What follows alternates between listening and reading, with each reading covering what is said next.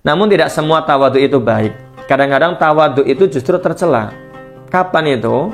Salah satunya adalah jika kita tawadhu, merendahkan diri atau rendah hati di hadapan orang kaya, namun karena faktor kekayaannya.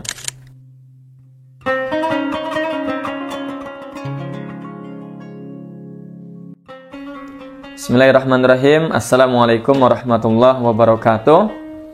Alhamdulillah, kita masih diberikan umur untuk memperbanyak amal. Kita masih diberikan kesehatan untuk mengistighfari, meminta ampunan atas dosa-dosa yang pernah kita kerjakan. Ada satu ungkapan yang menarik dan patut kita ambil pelajaran.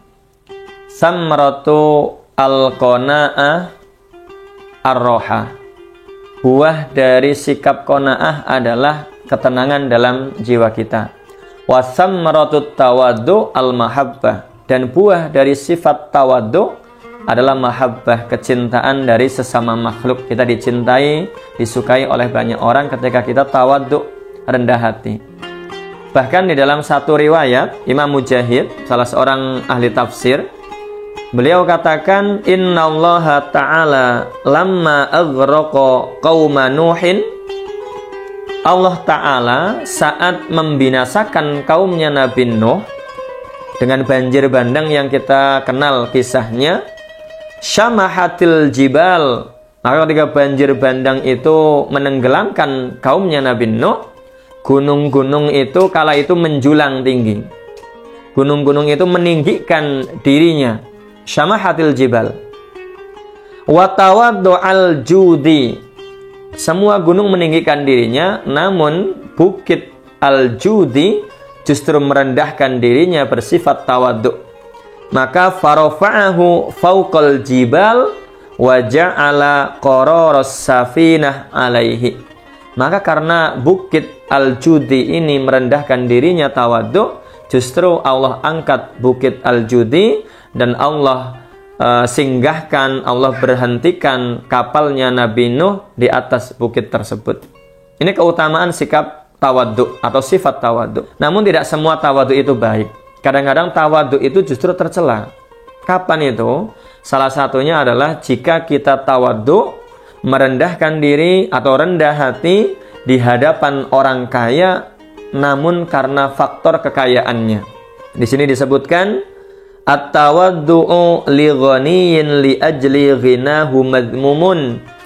Kita tawaduk kepada orang kaya karena faktor kekayaannya, justru itu tercela dalam agama Islam. Bahkan ada hadis dari Rasulullah sallallahu alaihi wasallam, beliau bersabda, man tawaddu'a li ghaniyin li ajli ghinahu dhahaba thulutsa dinihi. Barang siapa yang merendahkan dirinya di hadapan orang kaya karena faktor kekayaannya, maka hilang 2/3 dari agamanya. Kadang-kadang kita manusia hormat kepada orang kaya bukan karena orang itu mulia, bukan karena orang itu bertakwa, bukan karena kesolehannya, namun karena kekayaan orang tersebut. Kadang kita hormat kepada pejabat, kepada orang yang berduit, bukan karena atas ketakwaannya, bukan karena kedekatannya dengan Allah, namun karena kekayaannya. Sehingga kita seolah-olah mengagungkan itu bukan mengagungkan ketakwaan, namun mengagungkan kekayaan. Sehingga kalau tawaduk yang seperti ini tercela. Kita hormat kepada orang kaya karena kekayaannya. Kita hormat kepada pejabat karena jabatannya. Maka hindari hal-hal seperti itu.